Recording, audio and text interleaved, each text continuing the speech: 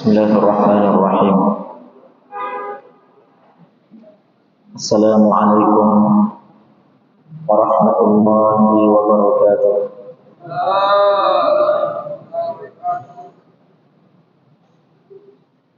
Innal hamdalillah nahmaduhu jalla jalaluhu wa nasta'inuhu wa nastaghfiruh wa na'udzu billahi min shururi anfusina wa sayyiati a'malina. Man yahdihillahu fala mudilla lahu wa man yudlil falan tajida lahu waliyyan mursyida. Wa asyhadu an la ilaha illallah wahdahu la syarika lah wa asyhadu anna Muhammadan abduhu wa rasuluh la nabiyya ba'dah. Allahumma shalli wa sallim wa barik ala nabiyyina Muhammadin wa ala alihi wa ashabihi wa man tabi'ahum bi ihsanin ila yaumiddin, amma ba'd. Hadirin wal hadirat, bapak-bapak dan ibu sekalian yang dirahmati oleh Allah Subhanahu wa taala. Segala puji bagi Allah Azza wa Jalla atas segala limpahan nikmat dan rahmat-Nya kepada kita.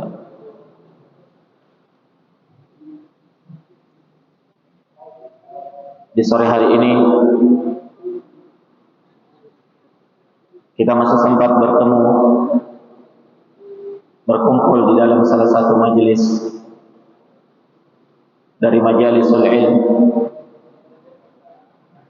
Di dalamnya kita saling mengajarkan, saling mengingatkan antara satu dengan yang lainnya di atas dasar kitab Allah dan sunnah Rasulullah sallallahu alaihi wa ala alihi wasallam. Semoga perjumpaan kita kali ini dan perjumpaan yang seperti ini akan senantiasa diberkahi oleh Allah. Semoga Allah memberikan kebaikan demi kebaikan kepada orang-orang yang hadir di dalamnya dan akan menjadi pemberat timbangan amalan kita di yaumil akhir nantinya, insyaallah taala. Hadirin wal hadirat, bapak dan ibu sekalian yang dirahmati oleh Allah Subhanahu wa taala. Berbicara tentang radikalisme dan terorisme, ini adalah perkara yang sangat banyak dibahas di zaman kita sekarang ini.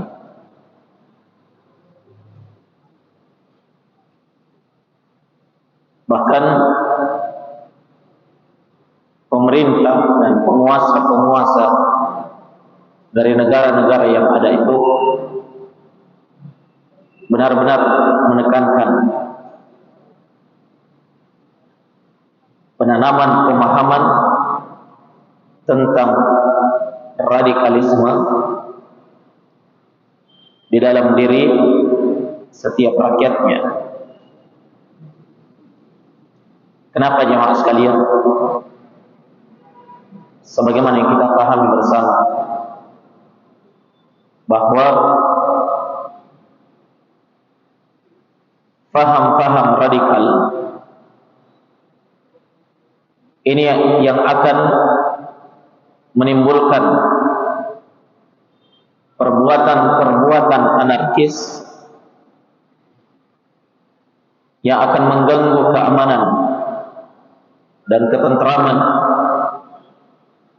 merusak persatuan dan kesatuan bangsa, sehingga faham ini adalah faham yang wajib untuk diwaspadai, di dalam kehidupan kita, terutama di zaman kita sekarang ini. Ya, perlu kita bahas dan perlu kita kaji, disebabkan karena banyaknya pemahaman radikal ini berupaya bersembunyi di balik ajaran al-Islam yang mulia ini, sehingga terkadang masyarakat tidak mampu lagi membedakan yang mana yang hak dan mana yang batil, mana yang radikal, mana yang tidak radikal. Siapa di antara mereka orang-orang yang memusuhi radikalisme dan terorisme, dan siapa mereka yang justru mengusung akidah tersebut. Oleh karena itu jamaah sekalian, sangat penting untuk kita pahami bersama, kita kaji bersama, dan terus kita mengingatkan masyarakat kita akan bahayanya. Karena siapapun dia, kalau dia tidak paham dengan baik, mungkin saja dia sudah berpemahaman radikal, sementara mulutnya mengaku dia benci kepada radikalisme. Ya. Kenapa? Karena kurangnya pemahaman tentang hal tersebut. Dan mungkin juga, mungkin saja karena kurangnya pemahaman terhadap perkara ini, menjadikan sebahagian orang justru membenci sebahagian dari syiar Islam, dianggap sebagai itu adalah apa? Perilaku radikalisme atau paham radikal, sementara itu adalah syiar dan syariat agama Islam yang suci. Hadirin dan hadirat jamaah sekalian yang dirahmati oleh Allah Subhanahu wa taala. Sebelum kita melanjutkan bagaimana mengenal ciri dan sifat mereka, maka yang perlu kita pahami lebih dahulu di sini, apa yang dimaksud dengan radikalisme itu sendiri. Radikalisme, kalau kita melihat kepada KBBI, ya, Kamus Besar Bahasa Indonesia, di situ nampak jelas definisinya bahwa radikalisme itu adalah suatu paham, suatu keyakinan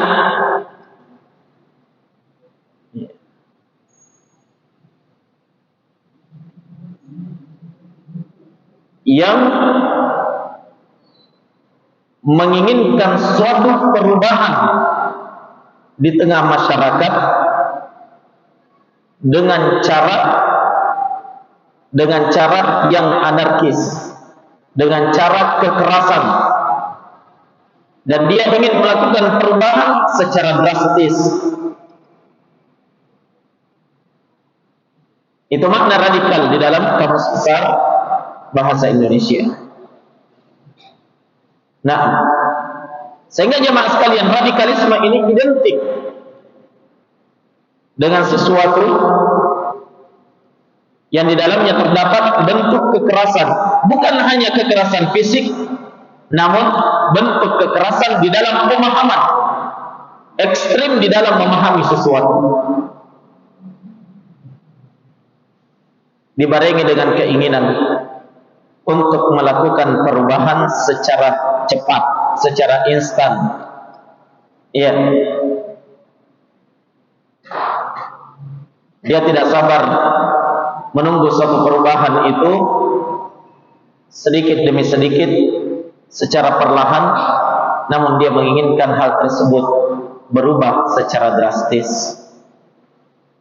Hadirin wal hadirat jamaah sekalian yang dirahmati oleh Allah Subhanahu wa taala. Faham radikal inilah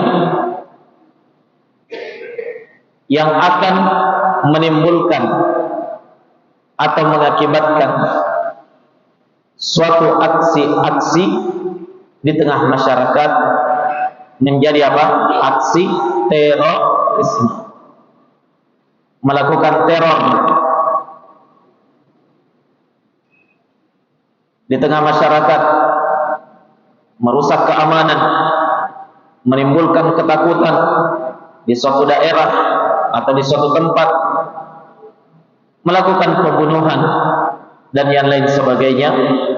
Dari kejahatan-kejahatan yang mereka lakukan, itu semuanya disebabkan karena apa? Faham radikal. Berawal dari apa? Faham radikal yang ada di dalam benak mereka. Nah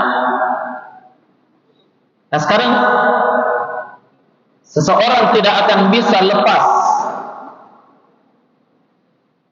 dari bahaya-bahaya cengkraman radikalisme ini jika dia tidak paham ciri dan sifat mereka.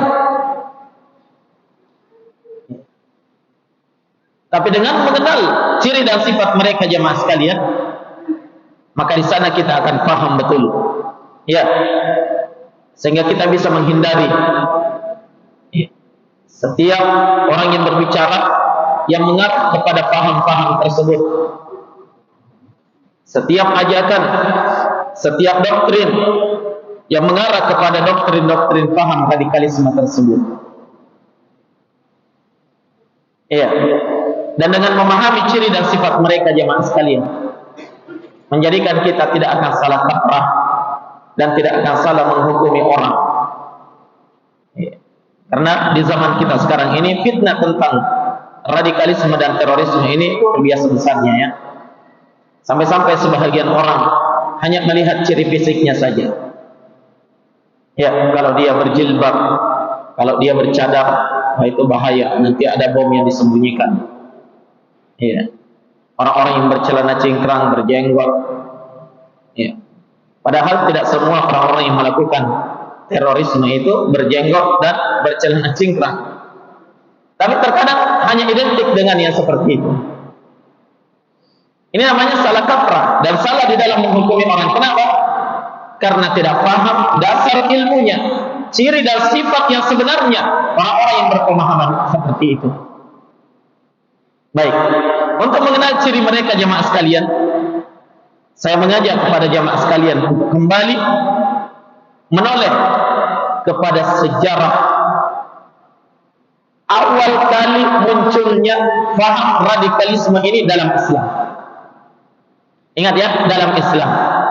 Walaupun ini harus kita pahami, walaupun radikalisme dan terorisme itu bukan hanya di dalam Islam saja, semua agama ada yang berpemahaman seperti itu. Saya kira masih kita ingat ya, bagaimana kaum muslimin di suatu negeri dimasuki oleh seorang yang bersenjata, diberondong, ya kan? Itu yang melakukan bukan kaum muslimin. Jadi orang-orang kafir itu juga punya paham-paham yang seperti ini. Ya. Hanya ya di sini kita membahas dari sisi agama kita. Kenapa? Karena kita ini mayoritas kaum muslimin, ya. Kita ini mayoritas dari kalangan kaum muslimin, sehingga kita butuh mengetahui ciri mereka dari sudut pandang Islam itu sendiri. Ya. Untuk mengenal ciri mereka ini, maka kita butuh memahami, mengetahui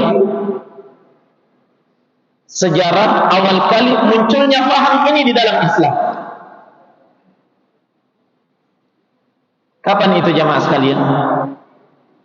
Ternyata awal kali munculnya paham radikal ini di dalam agama Allah Subhanahu wa taala itu muncul sejak zaman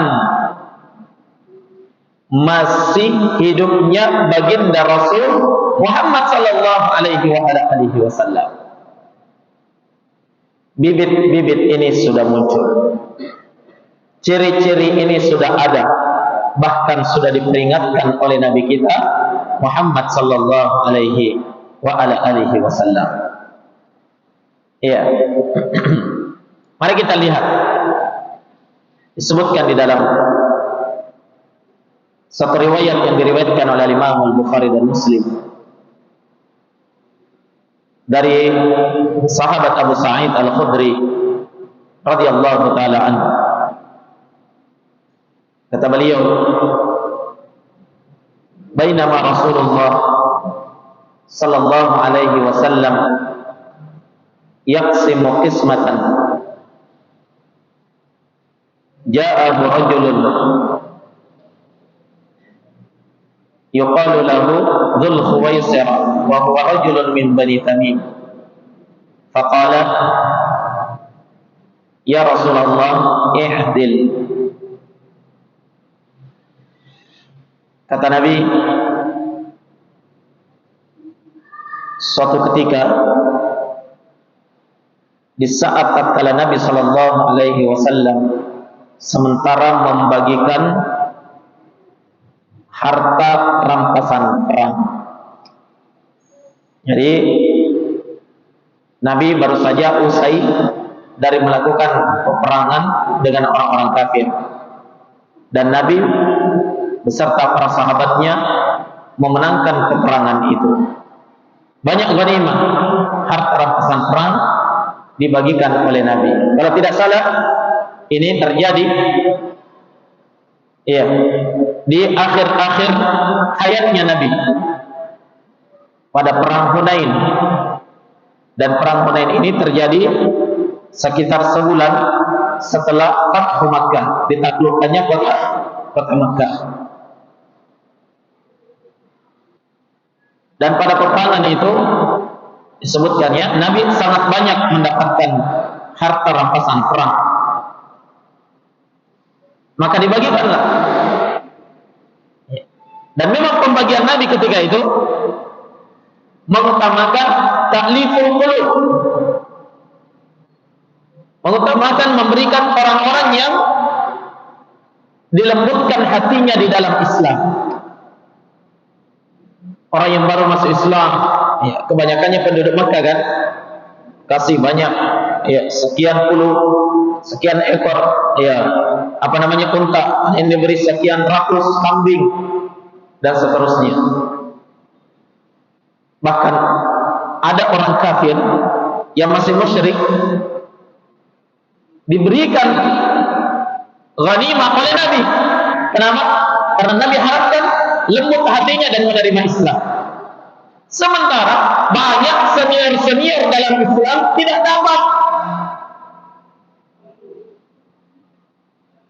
dapat pembagian itu. Sebagian sahabat-sahabat Ansar yang datang dari Madinah,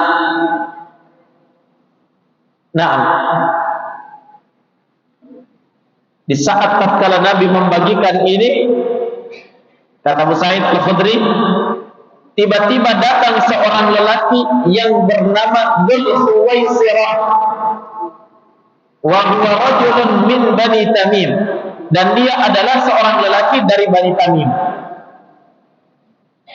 Sebut Dzul Khuwaisirah At-Tamimi. Dia dari suku Bani Tamim. Dalam satu riwayat diterangkan, ya, ciri orang tersebut oleh Abu Sa'id Al-Khudri. Ya. Hanya kita sebutkan yang terpenting saja, ya, bahwa tiba-tiba laki-laki ini datang kepada Nabi, langsung melakukan protes. Protes kepada siapa? Kepada Nabi. Di hadapan seluruh sahabatnya, di hadapan seluruh pasukannya. Apa katanya? Ya Rasulullah, i'dil. Wahai Rasulullah, berbuat adillah. Dia anggap pembagiannya Nabi ini tidak adil. Masa ada yang dikasih, ada yang tidak. Bahkan ada yang banyak bagiannya, ada yang tidak ada bagiannya.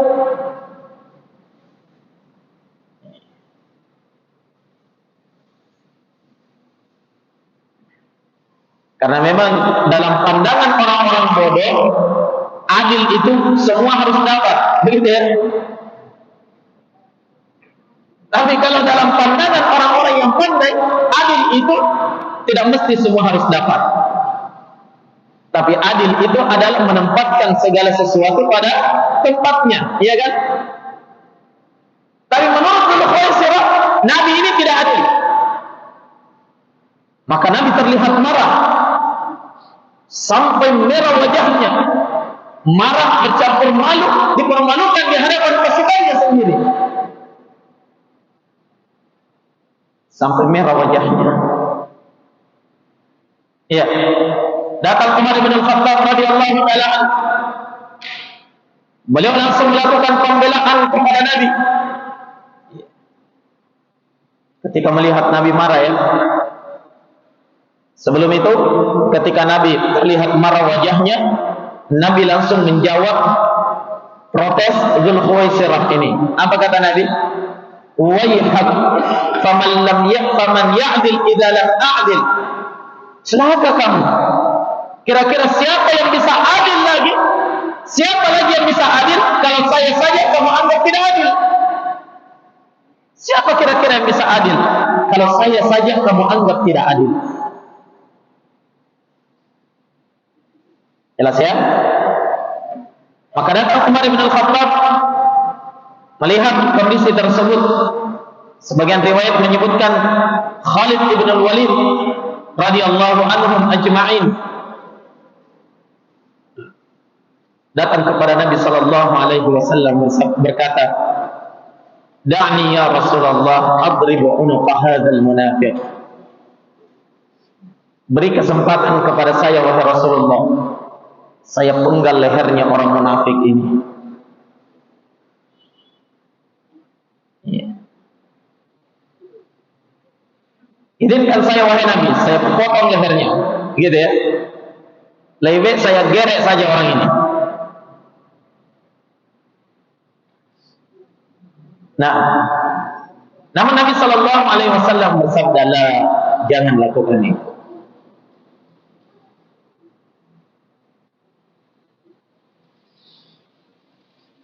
Akan tetapi kata Nabi Sallallahu Alaihi Wasallam,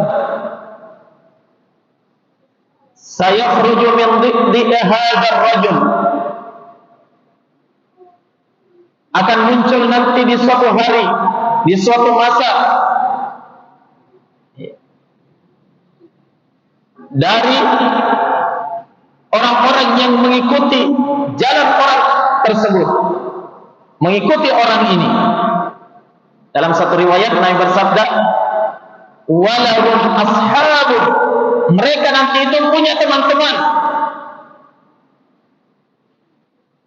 Bagaimana modelnya? Kata Nabi, "Yahqiruna salatakum, tahqiruna salatakum bi salatihim, wa siyamakum bi siyamihim, wa qira'atakum bi qira'atihim. Yamruquna min ad-din kama yamruqu as-sahmu min ar-ramiyah." Akan muncul nanti di belakang hari teman-temannya orang ini. Artinya, faham orang ini di suatu hari nanti akan berkembang. Paham apa itu? Radikal ini akan berkembang. Ya. Cirinya kata Nabi, tahqiruna salatakum bi salatihim. Salat kalian tidak ada apa-apanya jika dibandingkan dengan salatnya mereka. Puasa kalian tidak ada apa-apanya jika dibandingkan dengan puasa mereka. Bacaan Quran kalian itu tidak ada apa-apanya jika dibandingkan dengan bacaan Quran mereka. Tapi bersamaan dengan itu kata Nabi, yamruquna minad-din. Mereka itu melesat keluar dari agama, kama yamruqus sahmu minar ramiyah, sebagaimana anak panah itu melesat keluar dari busurnya.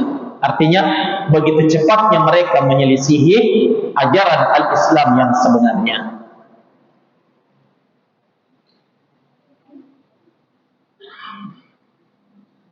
Dari kisah ini jamaah sekalian, disebutkan oleh para ulama kita beberapa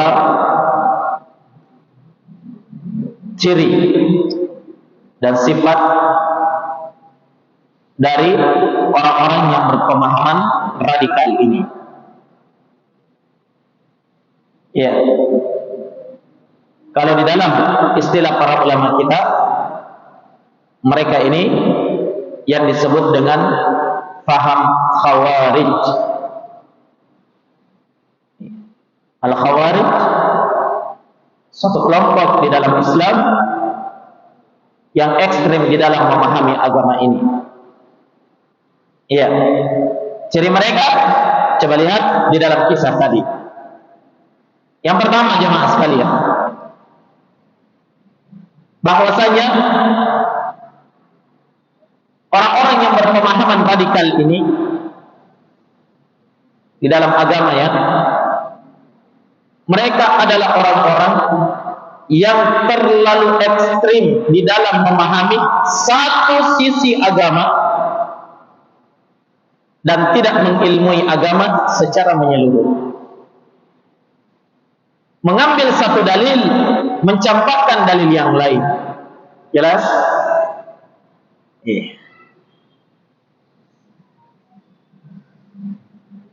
Inilah di dalam istilah para ulama kita disebut dengan apa? Perbuatan ghuluw, berlebihan di dalam beragama. Coba lihat Dzul Khuwaisirah itu tadi.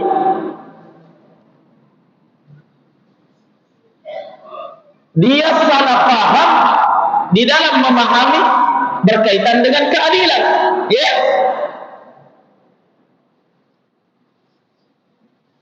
Dia terlalu ekstrem di dalam memahami keadilan. Menurut dia keadilan itu harus semuanya dapat. Padahal sebenarnya keadilan tidak seperti itu. Ya. Maka orang-orang Khawarij, orang-orang yang berpemahaman radikal ini, mereka adalah orang-orang yang selalu ekstrim di dalam memahami agama. Di dalam masalah keimanan misalnya ya. Jadi muncul setelah Dzul Khuwaisirah ini kelompok Khawarij ya, di belakang hari muncul di zamannya siapa? Utsman bin Affan.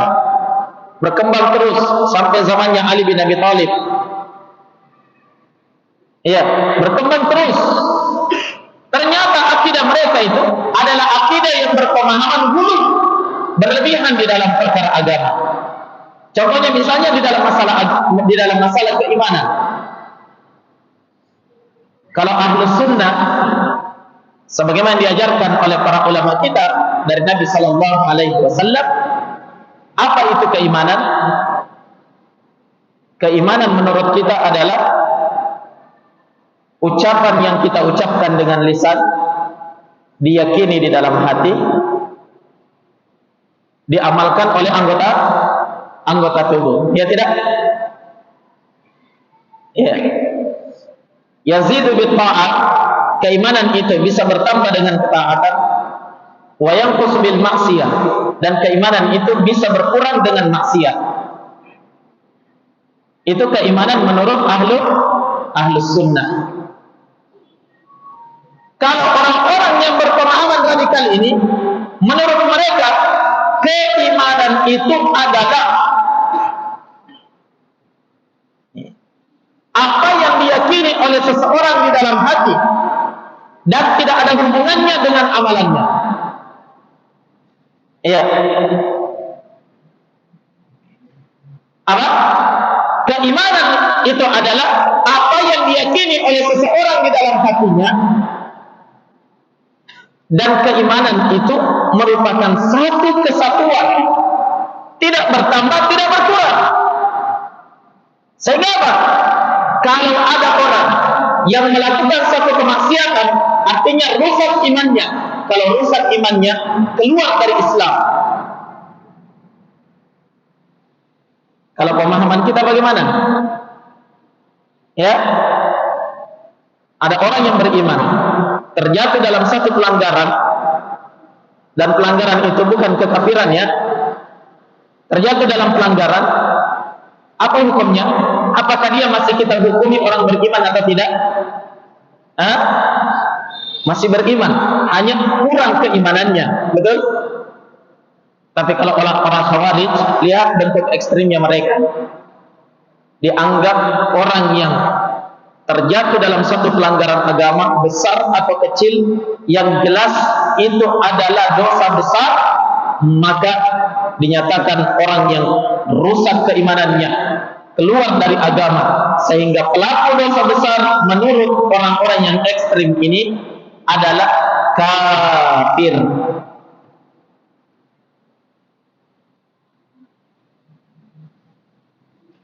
Ini harus kita pahami dulu. Makanya ciri orang-orang yang berpemahaman radikal itu gampang mengkafirkan kaum muslimin.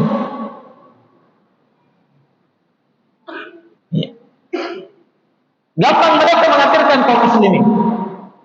Akarnya tadi apa? Akarnya keliru di dalam memahami keimanan. Pezina kafir, keluar dari Islam.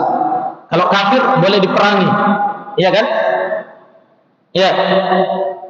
Orang membunuh kafir menurut dia. Orang-orang yang melakukan transaksi riba kafir. Karena ini adalah dosa besar, keluar dari agama menurut dia. Terus berkembang sampai pada akhirnya apa?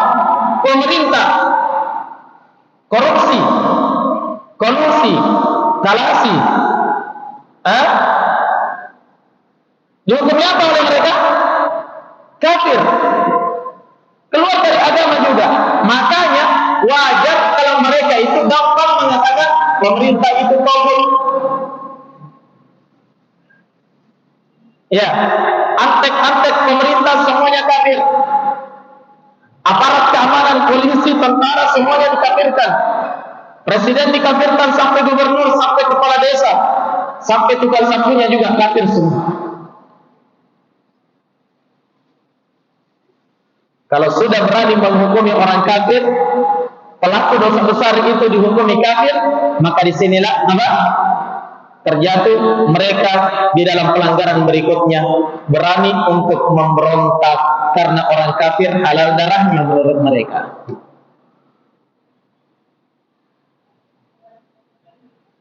Ini penting untuk kita pahami jamaah sekalian.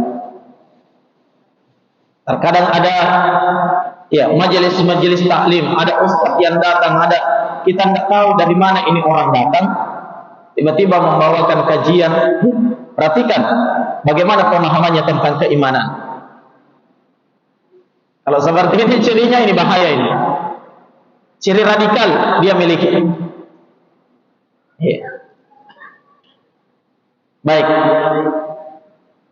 Makanya jemaah sekalian, banyak sekali mereka ekstrim di dalam memahami agama, sehingga salah paham mengakibatkan salah kaprah dan salah di dalam berbuat. Ketika ditanya, kenapa kamu lakukan bom bunuh diri?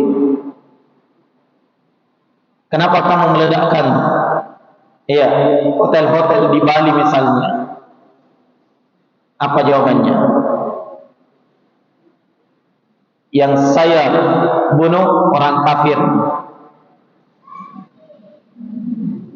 Yang saya bunuh katanya orang kafir. Kenapa? Allah yang perintahkan dalam Al-Quran.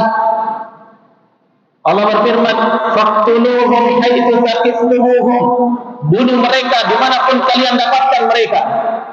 Coba lihat. Bunuh mereka dimanapun kalian dapatkan. Akhirnya di jalan harus dibunuh, di hotel juga dibunuh. Ya, orang-orang yang dilindungi oleh negara juga dibunuh semuanya. Yang penting dia kafir. Terus satpam yang meninggal di situ orang Islam. Kenapa dibunuh juga? Itu juga kafir, karena dia tinggal sama-sama orang kafir. Pemahaman ekstrim, bahaya. Ya.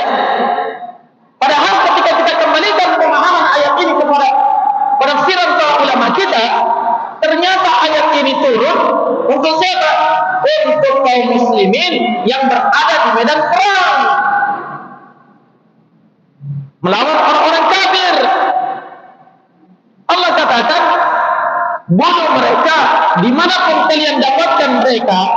yakni orang-orang kafir yang melawan kalian di medan perang, bukan di kota.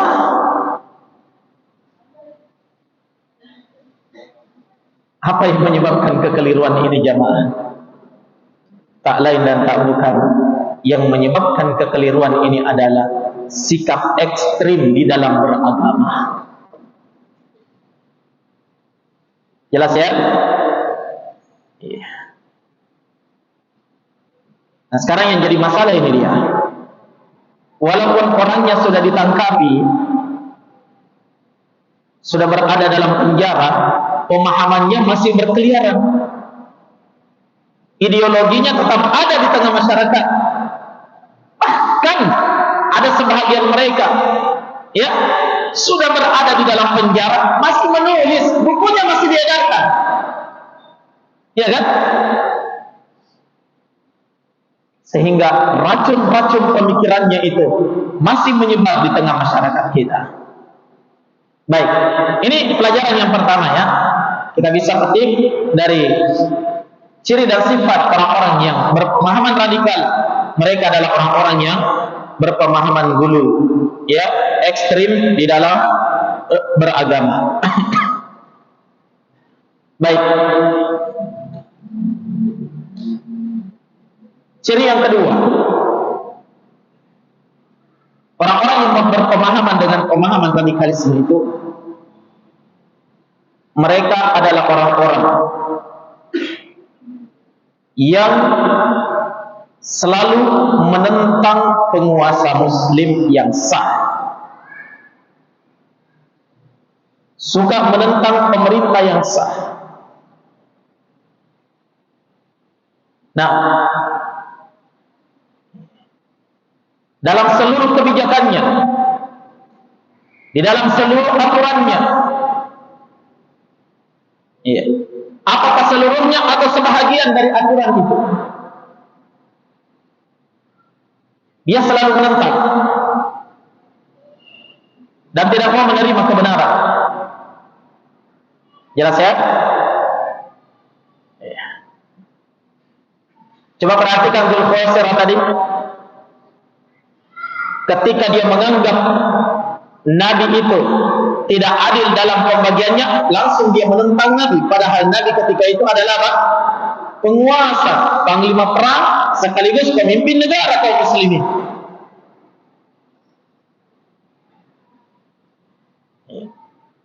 Maka menentang penguasa muslim ini adalah ciri orang-orang yang berpemahaman radikal.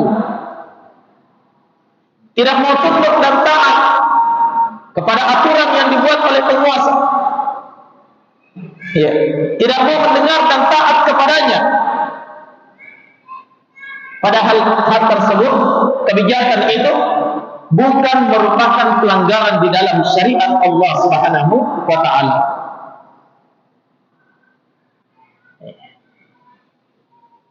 Padahal Allah Subhanahu wa Ta'ala dan Rasul-Nya memerintahkan kepada kita untuk senantiasa mendengar dan taat kepada penguasa muslim. Kenapa jemaah? Karena tonggak keamanan dan kesejahteraan suatu negeri ketika masyarakat di negeri itu memuliakan penguasanya, memuliakan pemerintahnya, dan penguasa benar-benar menunaikan kewajibannya, menunaikan hak-hak rakyatnya. Ya, Allah Subhanahu wa Ta'ala perintahkan di dalam Al-Quran, wa ati'u Allah wa ati'u Rasul wa ulil amri minkum, dan taatlah kalian kepada Allah, taatlah kalian kepada Rasul dan pemerintah di antara kalian, taati mereka. Dan Nabi sallallahu alaihi wasallam dalam sebuah hadisnya, beliau menyatakan di hadapan para sahabatnya, ya, man ata'ani faqad ata'a Allah wa man asani faqad asallah. Siapa yang taat kepadaku, berarti dia taat kepada Allah. Siapa yang maksiat kepadaku, berarti dia maksiat kepada Allah Subhanahu wa taala. Wa man ata'al amira faqad ata'ani. Dan siapa yang taat kepada pemimpinnya, maka sungguh dia telah taat kepadaku. Wa man ya'sil amira faqad asani. Dan siapa yang bermaksiat kepada pemimpinnya, berarti dia itu bermaksiat kepadaku. Kata Nabi sallallahu alaihi wa ala alihi wasallam. Kita diperintah untuk taat jamaah sekalian kepada penguasa kita. Apapun itu. Kalau orang yang berpemahaman radikal, tidak mau. Ini undang-undang buatan manusia, tidak boleh taat. Begitu ya? Ini hukum buatan DPR MPR, tidak boleh taat.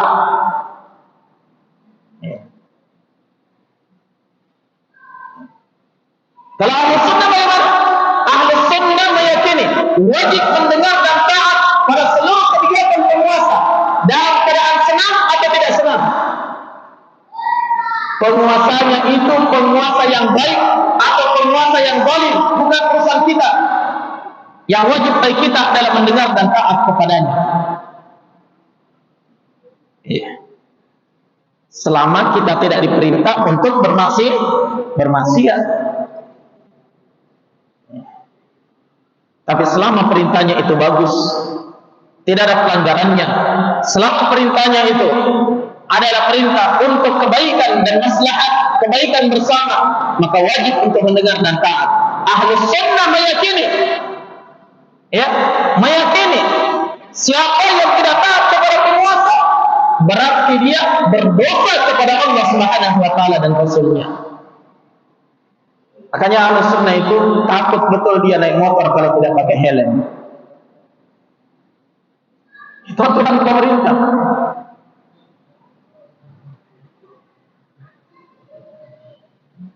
Itu anjuran penguasa kita. Wajib mendengar dan taat. Pakai helm itu adalah ibadah. Kenapa ibadah?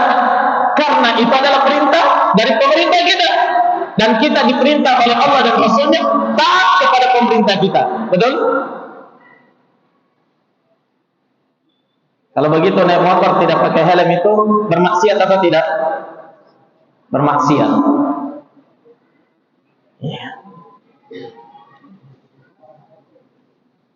Karena itu adalah perintah dari penguasa kita. Jangan mengatakan, loh, saya ini sudah pakai sorban ini, helm langit.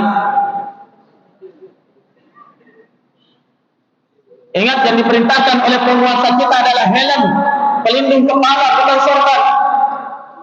Bukan peci. Sorban dan peci pakai di masjid, jangan pakai di jalanan. Menempatkan segala sesuatu pada tempatnya. Iya. Apapun yang diperintahkan oleh penguasa, dalam keadaan senang kita laksanakan, atau tidak senang, pokoknya perintah laksanakan. Itu rakyat yang baik dan itu muslim yang baik menurut agama Allah Subhanahu wa taala.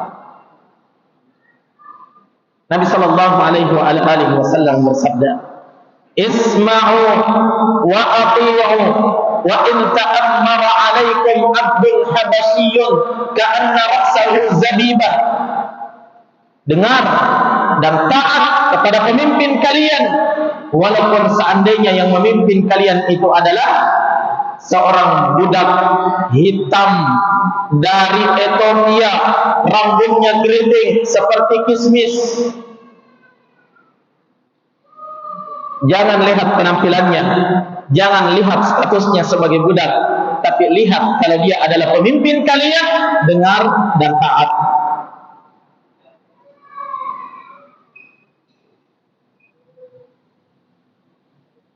Seperti ini yang diajarkan oleh Nabi kepada kita jamaah sekalian. Sehingga seandainya seluruh rakyat Indonesia berpemahaman seperti ini, insya Allah aman dan tentram negeri kita. Bangsa kita akan berjaya. Kenapa kita lemah? Kenapa kita terpuruk? Kenapa negeri kita ketinggalan? Penyebabnya adalah kita sebagai rakyat kurang memuliakan penguasa kita. Ya, sedikit saja masalah negara presiden misalnya ini. Ini gubernur ini bagaimana caranya ini? Kinerjanya kurang bagus. La haula wala quwata illa billah.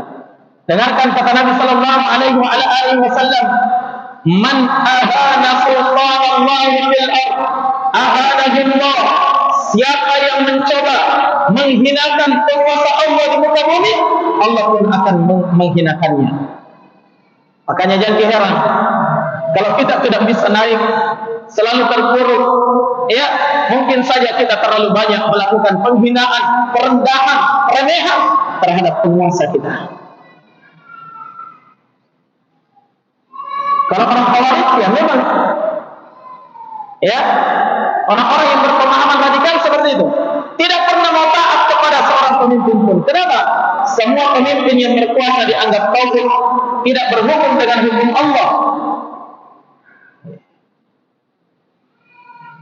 Dan mereka tidak pernah mengakui seorang pemimpin pun, ya walaupun mereka hidup di Indonesia, makan dan minum dari bumi pertiwi, ya dia minum airnya, dia makan makanannya, dia hidup udaranya, tapi bersamaan dengan itu selalu saja dia cerca, dia celah, naam, dan tidak pernah puas dengan apa yang diberikan oleh alam kita kepada mereka.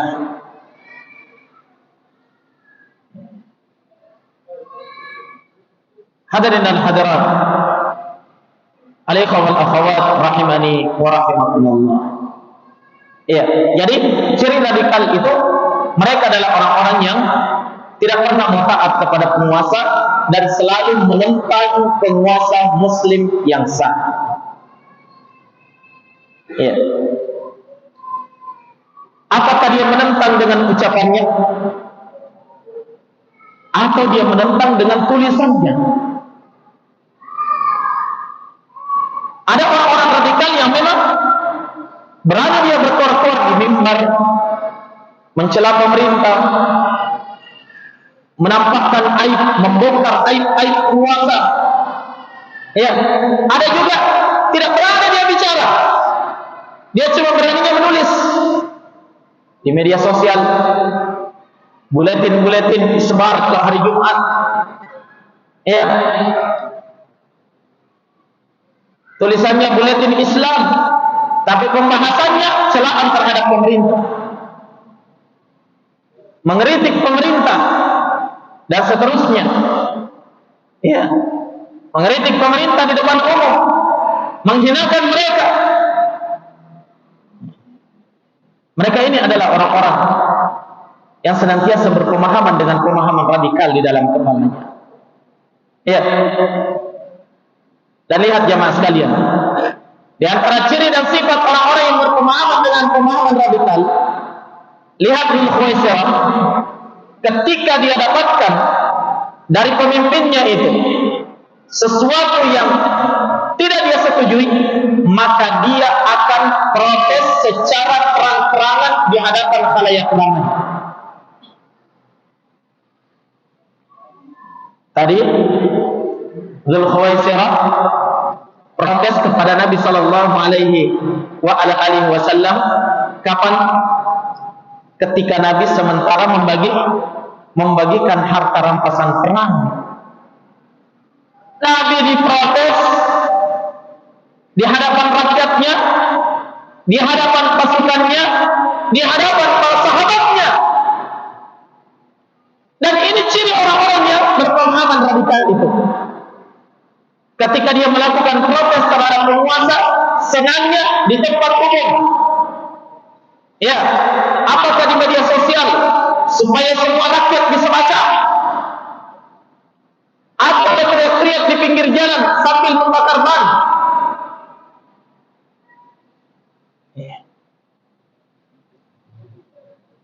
Protes yang dilakukan secara terang-terangan. Pada akhirnya pemerintah yang sebenarnya sadar akan kesalahannya tidak mau mengakui kesalahannya, tidak mau memperbaiki kesalahannya. Kenapa? Karena nasihat, cara menasihatinya yang kurang baik. Mungkin ada yang bertanya, terus Ustaz bagaimana? Kalau ada kesalahan pemerintah, masa didukung terus? Ya, ada kekurangan dari pemerintah, masa kita tidak boleh protes? Jawabannya bukan tidak boleh, tapi caranya harus beradab. Kenapa? Karena pemerintah kita adalah atasan kita, penguasa kita. Sehingga menasihati mereka tidak sama kalau kita menasihati teman kita atau anak-anak kita. Jangankan pemerintah, kita saja kalau punya kesalahan, tiba-tiba datang orang demo di depan rumah teriak-teriak, antum mau terima? Ya, bisa terima kesalahan antum? Paling tidak mau mengaku. Ya kan? Karena nasihat secara terang itu bukan nasihat, itu adalah penghinaan. Maka dari itu Nabi Sallallahu Alaihi Wasallam beliau mengajarkan kita bagaimana adab seorang rakyat dalam menasihati kekeliruan penguasa. Kata Nabi Sallallahu Alaihi Wasallam, "Man ra'a minkum min akhirihi min amirihi ma yakra, falyakhudh biyadihi." Siapa saja di antara kalian yang mendapatkan ada sesuatu yang dia tidak senangi dari pemerintahnya, maka hendaklah dia tarik tangannya. Artinya apa? Berduaan, jangan sampai dilihat dan didengar orang. Kalau sudah berduaan, apa yang dilakukan? Sampaikan nasihat kepadanya dengan hujjah yang benar, dalil Al-Quran dan Sunnah. Ya, kata Nabi Sallallahu Alaihi Wasallam, "Fa in qabila min wa illa kana qad adda ma alaihi." Kalau pemerintah itu menerima nasihat, alhamdulillah, itu yang diinginkan. Tapi kalau tidak, toh dia sudah menunaikan yang merupakan kewajibannya sebagai seorang rakyat, mengingatkan pemerintahnya yang keliru. Sudah ada yang pernah menasihati pemerintah kita berduaan? Iya. Ini yang jadi masalah. Tiba-tiba pemerintah langsung divonis keras kepala, tidak mau mendengar. Terus kapan dinasihati? Jangan sampai cuma diteriaki. Ya, beda dinasihati dengan apa? Dengan diteriaki. Hadirin dan hadirat, al-ikhwah wal akhawat rahimani wa rahmakumullah. Oleh karena itu, kalau kita dapatkan ada orang yang sedang membeberkan kejelekan penguasa, mengungkit-ungkit kesalahan mereka, disebarluaskan di tengah masyarakat sehingga menimbulkan kebencian masyarakat terhadap pemerintahnya, menasehatinya di khalayak ramai, melakukan protes secara terang-terangan, ini adalah ciri radikalisme. Walaupun dia mengaku saya bukan orang radikal. Iya. Tapi padanya ada radikal, bentuk radikal. Ini sama yang dilakukan oleh siapa? Dzul Khuwaisirah terhadap Nabi Sallallahu Alaihi Wasallam. Baik. Di antara ciri mereka jamaah sekalian, ya, yang disebutkan oleh Nabi Sallallahu Alaihi Wasallam,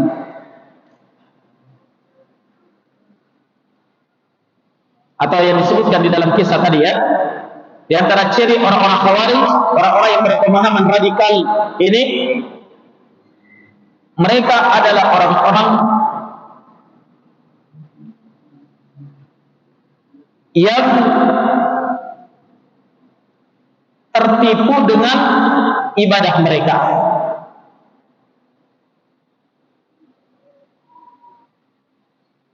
Mereka adalah orang-orang yang rajin dalam beribadah. Coba lihat ya. Makanya jangan heran kalau ada juga di antara mereka para pelaku bom bunuh diri itu orang-orang yang berjenggot juga, hitam jidatnya, ya, orang-orang yang masya Allah dikenal di tengah masyarakatnya rajin datang ke masjid, karena memang apa? Ciri mereka adalah, ya, bukan ciri mereka adalah orang yang rajin beribadah. Akhirnya semua yang rajin beribadah dihukumi radikal itu. Setiap ada orang yang rajin datang ke masjid, hati-hati kok, radikal pun nanti. Ya. Orang-orang yang rajin datang ke majelis ilmu, belajar agama, belajar hadis, belajar Al-Quran, ya, dicurigai nanti kamu radikal. Bukan. Tapi di sini ya, mereka rajin beribadah, tapi tertipu dengan ibadah mereka. Paham? Apa maksudnya tertipu dengan ibadah mereka? Mereka menyangka dengan ibadah mereka ini, mereka adalah orang yang paling benar. Mereka menyangka bahwa mereka sudah berada di atas kebaikan, padahal hakikatnya mereka berada di dalam kekeliruan. Ketika mereka tertipu dengan ibadahnya, tertipu dengan sholatnya, tertipu dengan puasanya, tertipu dengan bacaan Qur'annya, dengan hafalan Qur'annya, akhirnya tidak mau lagi belajar kepada orang yang berilmu. Dia pahami Al-Quran dan hadis sesuai dengan pemahaman mereka masing-masing. Selesai. Hancur akidahnya, rusak ibadahnya, berbuat sendiri. Akhirnya yang hak dianggap kebatilan, kebatilan dianggap sebagai kebenaran. Bunuh diri dianggap jihad. Bunuh diri dianggap jihad. Kenapa? Salah paham, tertipu dengan agamanya. Kalau sudah tertipu begini jamaah, mana mereka mau hadir di majelis ilmu? Mau hadir di masjid seperti ini, di majelis ilmu? Kenapa? Mereka merasa kami lebih baik dari mereka. Iya. Betapa tidak jamaah sekalian. Nabi mengatakan, tahqiruna salatakum bi salatihim. Salat kalian wahai para sahabat tidak ada apa-apanya jika dibandingkan dengan salatnya mereka. Salatnya siapa ini? Sahabat. Bagaimana lagi salat kita?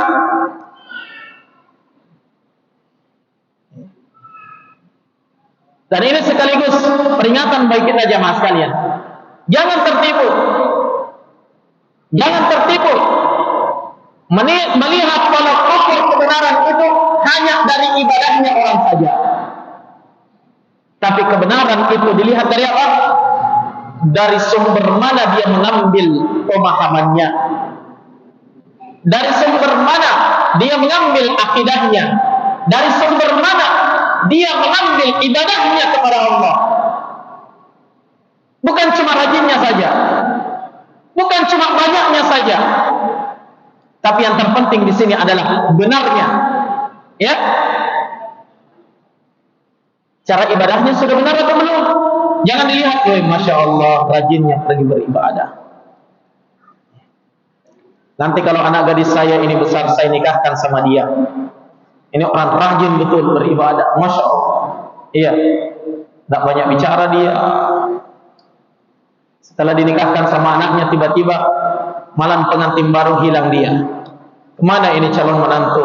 Ternyata dia sudah bom bunuh diri. Sudah menjadi pengantin baru katanya di surga.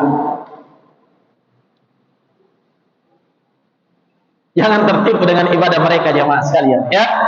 Jangan tertipu dengan penampilan mereka. Karena ternyata kata Nabi, ya, akan muncul nanti teman-temannya Dzul-Khuwaisirah berkembang pemahamannya di belakang hari.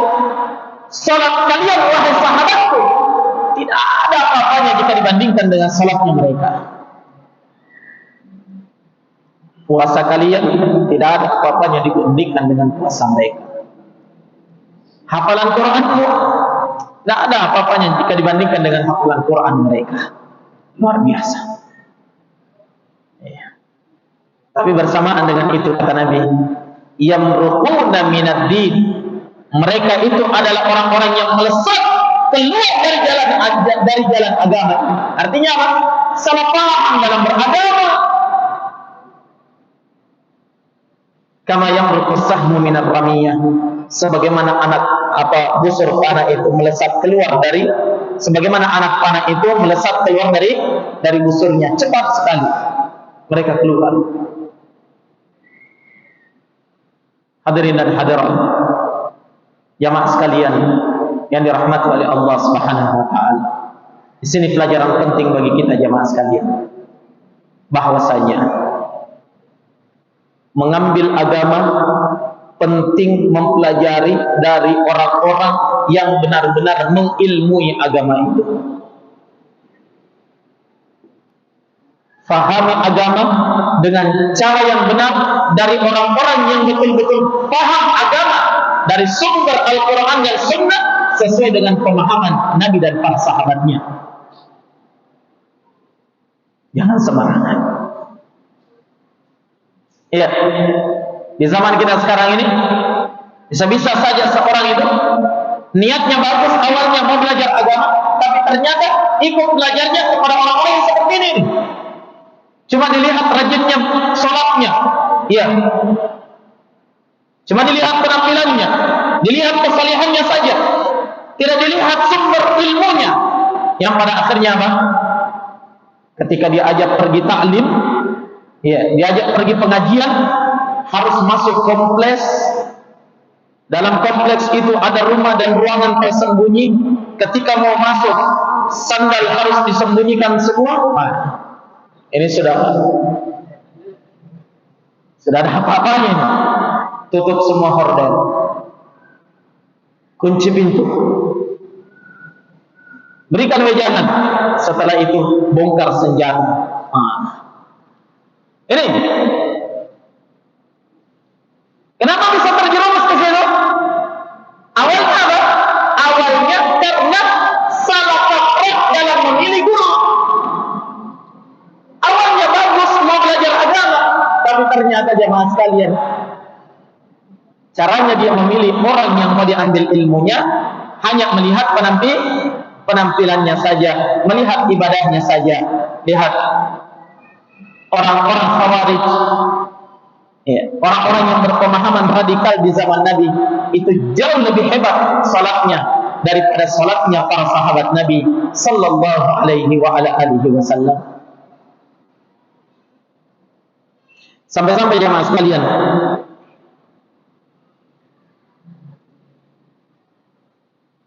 di zaman pemerintahan Ali bin Abi Thalib, ketika pemahaman radikal ini sudah merajalela, bahkan mereka sudah membuat basis tersendiri untuk menentang pemerintahan Ali bin Abi Thalib dan Muawiyah bin Abi Sufyan. Mereka membuat markas di suatu tempat yang namanya Harura. Dan makanya mereka juga digelar dengan Haruriyah, yakni orang-orang yang bermarkas di Harura. Itu orang-orang yang ekstrem di situ. Nah, maka Ali bin Abi Thalib menempuh jalur diplomasi dengan mereka. Ya, menempuh jalur diplomasi, mau melakukan perdamaian dengan mereka, diajak kembali bergabung. Ya, mau ditanya apa kira-kira yang menyebabkan mereka melakukan hal seperti itu. Singkat cerita, Ali bin Abi Thalib radhiyallahu anhu mengutus sepupu Nabi, ya, sepupunya Ali bin Abi Thalib juga, ya, sepupu Nabi, untuk datang berdiplomasi ke Harura. Siapa namanya? Abdullah ibnu Abbas radhiyallahu anhu, hibrul ummah, ulamanya umat ini. Jadi Ali bin Abi Thalib memang benar-benar memilih seorang yang benar-benar berilmu, diutus pergi bicara sama mereka, lakukan diplomasi. Alhasil kata Abdullah bin Abbas, ketika saya mendekati pemukiman mereka, kata Ibn Abbas, na'am,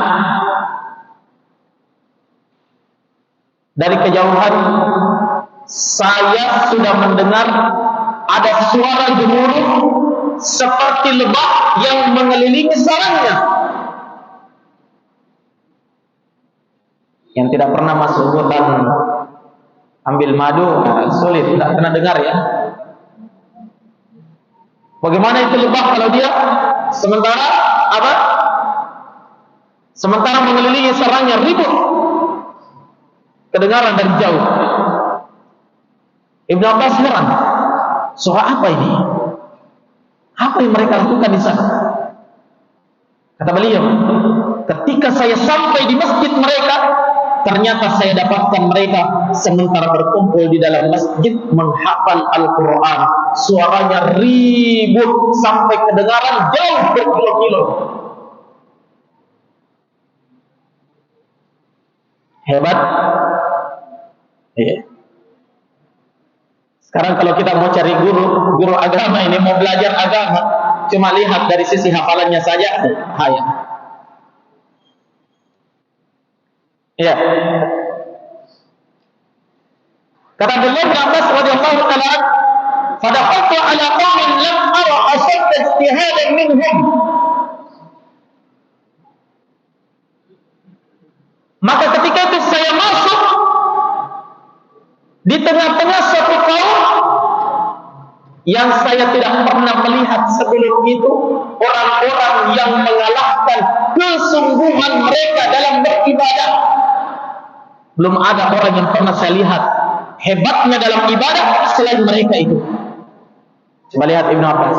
Padahal Ibnu Abbas ini tumbuh dan besar di tengah pengasuhan Nabi dan para sahabatnya. Tapi Abdullah bin Abbas sendiri kagum luar biasa ibadah mereka itu ketika dia tiba di sana. Ya,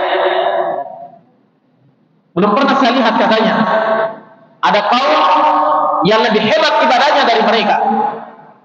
Nah, sampai-sampai kata Ibn Abbas, tangan-tangan mereka itu benar-benar kasar dan keras. Ya. Karena kesungguhan mereka dalam beribadah. Ya. Wa wujuhuhum mu'allamatun min atharis sujud, dan wajah-wajah mereka itu, jidatnya itu rata-rata hitam karena bekas sujud. Banyaknya dia bersujud kepada Allah. Ya. Bukan hitam karena sengaja digosok-gosok ya, tapi hitam jidat mereka karena banyaknya mereka bersujud kepada Allah. Ini kaum Khawarij luar biasa mereka. Tapi ternyata jamaah sekalian, bersama dengan itu kata Nabi, mereka itu adalah kaum yang keluar dari ajaran agama yang sebenarnya. Sebagaimana apa? Sebagaimana anak panah melesat dari busurnya. Oleh karena itu jamaah, waspada dan terus waspada dari makar-makar mereka, karena mereka itu adalah kaum yang selalu mencari teman, dan terutama yang dicari adalah jiwa muda yang selalu mengangan-angankan mau jadi pengantin baru di surga.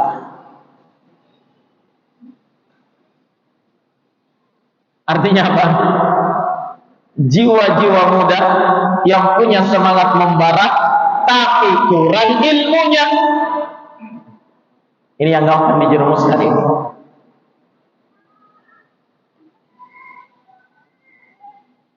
Nah, dan itu juga salah satu dari ciri mereka, bahwasanya orang-orang yang berpemahaman radikal ini, mereka adalah kelompok yang tidak pernah bersama dengan orang yang berilmu. Dalam satu riwayat, Nabi Shallallahu Alaihi Wasallam menyebutkan di antara sifat mereka, hudatsaul asnan, sufahaul ahlam. Mereka adalah kaum, kelompok yang rata-rata orangnya itu hudatsa, umur muda, para pemuda. Tapi sufahaul ahlam, pemikirannya itu pendek, bodoh.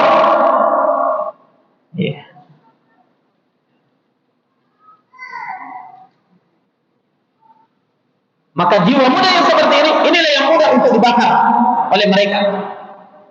Semangatnya dikobarkan, berikan janji-janji khusus dan seterusnya, ya, yang pada akhirnya pokoknya siap menjadi pengantin baru di surga. Satu kali saja disuruh, siapa yang berani masuk ke istana, sudah angkat tangan semua itu. Kenapa jemaah? Ini tadi, jiwa muda ketemu dengan jiwa yang bodoh. Umurnya muda, pemikirannya bodoh, pendek akalnya. Hudatsaul asnan, sufahaul ahlam. Mereka itu adalah ciri daripada orang-orang apa? Khawarij.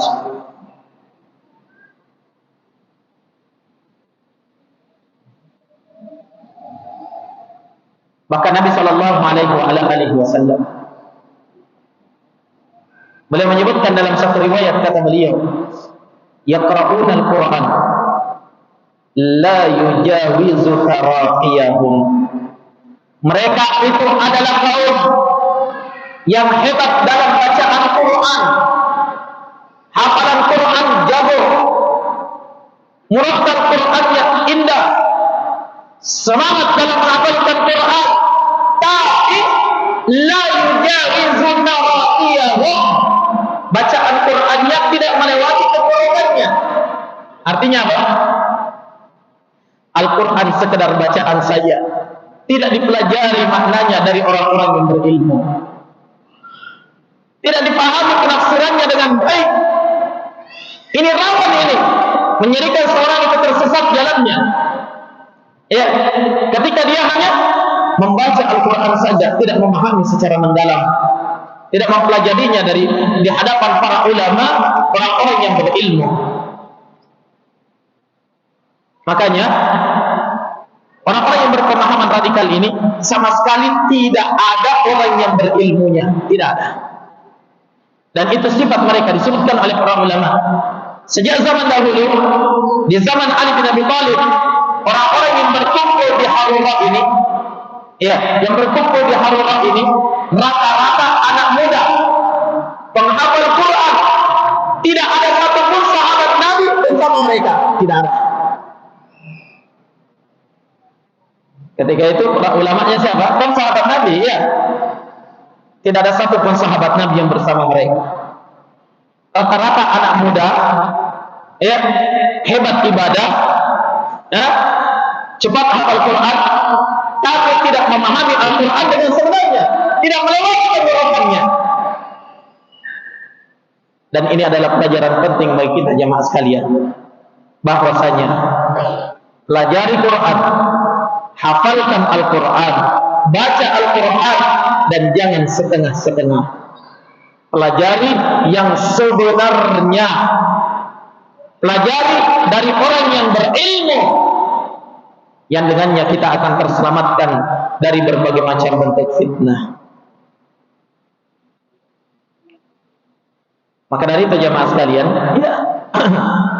jangan dijadikan ciri mereka itu kalau ada yang hafal Quran, nanti radikal dia. Tidak, ya. Memang di antara ciri mereka itu rata-rata mereka menghafal Quran. Tapi, tapi mereka hafal Quran sekedar hafal, tidak dipelajari tafsirnya lebih dalam. Maka terjadilah mereka ke dalam berbagai macam kekeliruan dan kesalahan. seperti yang kita sebutkan tadi ya, ketika mereka hafal dari Al-Quran dalam surah At-Taubah, bunuh mereka dimanapun kalian mendapatkannya. Sudah. Dia tidak pahami dengan baik bagaimana penafsiran Al-Imam Ibnu Katsir tentang ayat ini. Mereka tidak buka tafsir At-Tabari. Ya. Mereka tidak membuka tafsir As-Sa'di misalnya. Mereka tidak membaca itu. Yang mereka paham sesuai dengan pemahamannya saja.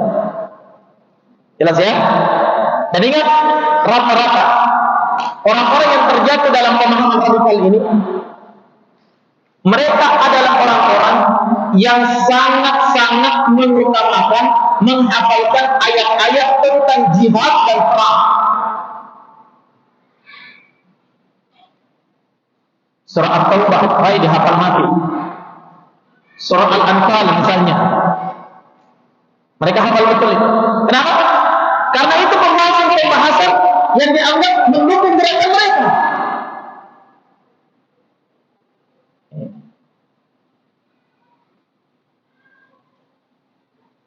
Adapun Ahlus Sunnah, mereka berupaya menghafalkan semua isi dan kandungan Al-Quran. Setelah itu dipelajari isi dan kandungannya, ya, pelajari tafsirnya, dipelajari dasar-dasarnya semuanya, sehingga kita tidak salah kaprah di dalam memahami Al-Quran. Nah, hadirin dan hadirat jamaah sekalian yang dirahmati oleh Allah Subhanahu wa taala.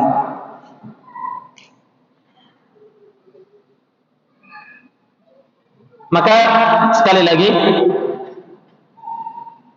kewajiban bagi kita bersama adalah tetap waspada akan berkembangnya pemahaman-pemahaman radikal ini di tengah masyarakat. Ya. Dan jangan pernah menganggap bahwa yang wajib untuk menangkal pemahaman itu adalah para aparat keamanan saja, atau hanya BNPT saja. Namun ingat jamaah sekalian, kewajiban untuk menangkal pemahaman-pemahaman mereka yang berbahaya ini adalah kewajiban seluruh kaum muslimin, seluruh lapisan masyarakat. Kenapa? Karena kita semuanya terancam bisa disusupi dengan pemahaman-pemahaman seperti ini dalam keadaan kita tidak sadar. Ya, tapi kalau kita paham jamaah sekalian, bagaimana ciri mereka, bagaimana bahayanya mereka, ya, bagaimana menangkal pemahaman-pemahaman mereka, na'am, insyaallah ta'ala kita dan masyarakat kita akan berada di atas kebaikan. Ya, maka kita mohon kepada Allah, semoga Allah Subhanahu wa taala memberikan kekuatan kepada kita untuk senantiasa berupaya, na'am, berada di atas jalan yang lurus, di atas ilmu Al-Quran dan Sunnah sesuai dengan pemahaman para ulama. Dan kita mohon kepada Allah, semoga Allah menghindarkan kita dari segala macam bentuk pelencengan di dalam agama, baik yang nampak maupun yang tersembunyi. Nah, dan seorang atau salah satu ciri dan sifat Ahlus Sunnah, mereka adalah orang-orang yang senantiasa memuliakan penguasanya dan mendoakan kebaikan untuk mereka. Ya, kenapa? Karena mereka sadar kalau pemerintah kaum muslimin itu baik, artinya adalah kebaikan untuk seluruh masyarakat dan rakyat di negeri itu. Tapi kalau pemerintah itu jelek, maka kejelekannya akan dirasakan oleh seluruh masyarakat dan rakyat. Maka dari itu Al-Imam Ahmad rahimahullah ta'ala juga disebutkan, ya, dari Al-Imam Fudail ibn Iyad rahimahullah mengatakan bahwasanya, "Lau kana li da'watun mustajabah la ja'altuha lis-sultan." Seandainya saya yakin, ya, ada satu doa saya yang pasti dikabulkan oleh Allah, pasti saya peruntukkan doa itu untuk pemerintah, untuk kebaikan pemerintah. Jelas ya? Bukan justru mendoakan kejelekan untuk pemerintah. Ya, mendoakan kejelekan kepada pemerintah artinya mendoakan kejelekan untuk seluruh rakyatnya. Begitu ya? Nah, maka doakan kebaikan untuk mereka. Semoga para pemerintah dan penguasa kita, mereka adalah orang-orang yang senantiasa diberikan kekuatan oleh Allah untuk mengemban amanah tugas-tugas mereka, dan semoga Allah Subhanahu wa taala ya memberikan taufik dan hidayah, petunjuk kepada jalan yang lurus kepada seluruh penguasa dan pemimpin kita di negeri ini dan di seluruh negeri kaum muslimin, sehingga rakyat akan merasakan kebaikan dan ketentraman karena kebaikan dari para penguasa mereka. Baik, saya kira demikian jemaah sekalian apa yang bisa kita bahas di sore hari ini. Nah, mudah-mudahan ada manfaatnya bagi kita seluruhnya. Ya, lebih dan kurangnya mohon dimaafkan. Subhanakallahumma wa bihamdik, asyhadu an la ilaha illa anta, astaghfiruka wa atubu ilaik. Walhamdulillahi rabbil alamin. Wassalamualaikum warahmatullahi wabarakatuh.